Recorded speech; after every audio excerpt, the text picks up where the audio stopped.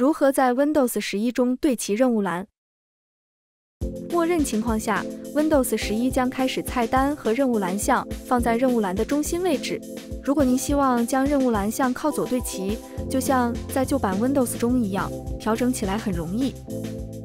首先，右键单击任务栏，然后选择任务栏设置。设置窗口将打开个性化任务栏页面。